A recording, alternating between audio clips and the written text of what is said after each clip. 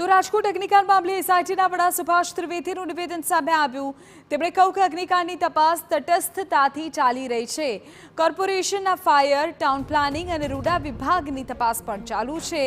નિર્દોષ દંડાઈ ન જાય અને દોષિતોને સજા મળે તે રીતે તલસ્પર્શી તપાસ થઈ રહી છે।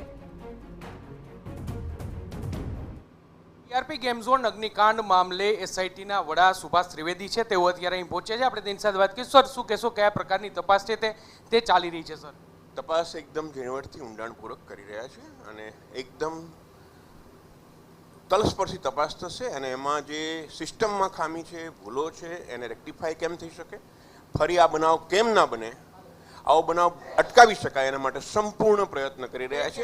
અને corporation, town planning, fire department, tax department, બધા જ ડિપાર્ટમેન્ટની પૂછપરછ ચાલે, પોલીસ ડિપાર્ટમેન્ટ અને રોડ એન્ડ બિલ્ડિંગ તમામ। સર, એક સવાલ, જે રીતે વાત સામે આવી છે કે કેને મંજૂરી આપી હતી? સર, જે રીતે એસઆઈટીના વડા છે સુભાષ ત્રિવેદી કે જેઓ કહી રહ્યા છે કે સમગ્ર મામલે તલસ્પર્શી તપાસ છે તે અત્યારે કરવામાં આવી રહી છે। એસઆઈટીના વડા છે તે રાજકોટ ખાતે પહોંચ્યા છે ને તેમના દ્વારા આ પ્રકારની દુર્ઘટના છે તે ફરી એકવાર ન બને તે માટેના તમામ પ્રકારના પગલાં લેવામાં આવે તેવી વાત છે, તેવો દાવો છે તે કરવામાં આવી રહ્યો છે। ટૂંક સમયમાં જ આ રિપોર્ટ છે તે સોંપવામાં આવશે, ત્યારે રિપોર્ટને લઈને કે આ પ્રકારની કાર્યવાહી થઈ છે ને એસઆઈટી કે આ પ્રકારનો રિપોર્ટ સોંપે છે તે જોવાનું સૌથી મહત્વનું રહેશે।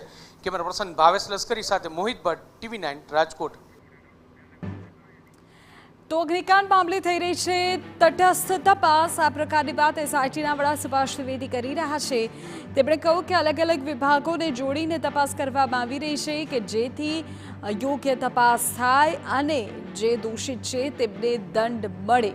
ઉલ્લેખનીય છે કે કોર્પોરેશન હોય, ફાયર વિભાગ હોય, તમામની તપાસ ચાલુ।